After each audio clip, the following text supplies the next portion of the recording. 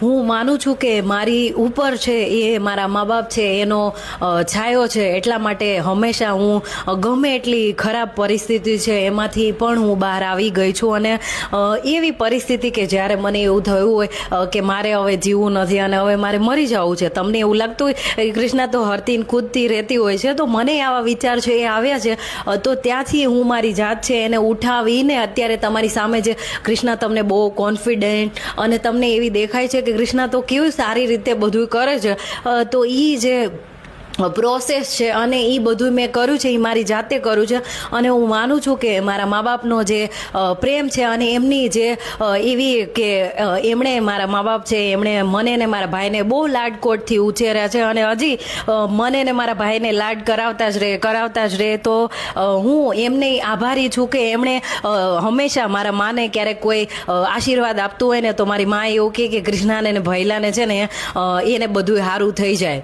અને મારા બાપુજી છે એની ઈચ્છા હંમેશા એવું કે મારો કૃષ્ણ, મારે ભૈલો અને કૃષ્ણ છે એ જ મારાથી આગળ જતા રહેવા જોઈએ અને એની પાસે આવું હોવું જોઈએ, તેવું હોવું જોઈએ. તો મારી પાસે જે છે એ દિવ્ય શક્તિ છે અને તમારે જ્યારે મા બાપ છે એ તમારા માટે સારું વિચારતા હોય અને તમે એવું કે એવા પરિવારમાંથી આવતા હોય. અને મારા મા બાપ છે એ બહુ સરળ અને સાદા પ્રકારના માણસો છે. હું નથી, તમને એ કહી દઉં કે હું નથી.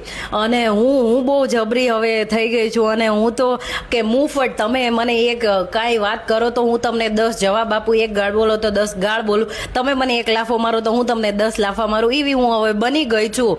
પહેલાં હું સીધી સાદી અને સરળ સ્વભાવની હતી, પણ કહેવાનું એમ છે કે મારા મા બાપ છે એમનો જે સાયો છે એ મારી ઉપર છે. એટલે મને ખબર છે કે મેં મોત કો છૂ કે ટક સે વાપસ આ ગઈ હું, કે ભાઈ એવી ઘણી પરિસ્થિતિ કે જેમાં મને એવું લાગ્યું કે હવે મારે જીવવું નથી અને મારે મરી જ જવું છે, ત્યાંથી હું પાછી આવી છું. અને મને ખબર છે કે મારી મા અને મારા બાપુજી છે એમના આશીર્વાદ છે એ હંમેશા મારી સાથે જ છે. અને હું વિચારું છું કે જ્યારે મને મનમાં એવું કાંઈ પણ થયું ને તો મેં યાદ કર્યું છે કે મારા મા બાપે મને મોટી કરી છે, મારા બધા સપના પૂરા કરાવ્યા છે, તો હું શું કામ ને કાંઈ ખરાબ કૃત્ય છે એ કરીશ, એટલે મરી શું કામ જઈશ. તો ત્યાંથી હું મને બહાર લાવી છું. એટલે આ બધું જે છે એ તમને દેખાતું હોય તો એ મારા મા બાપના આશીર્વાદ છે એ જ છે. અને મને આમ કહેતા એવું થાય છે કે હવે મને મારા મા બાપની જે બધી વાતો છે ને એ બધી મને હવે સમજાઈ ગઈ છે. જે મને પહેલાં મને કીધી હોય ને એ મને તમને શું ખબર, પણ હવે મને એમ થાય છે કે ભાઈ તમે જે કહેતા હતા ને એ જ બધું સાચું છે. ધન્યવાદ.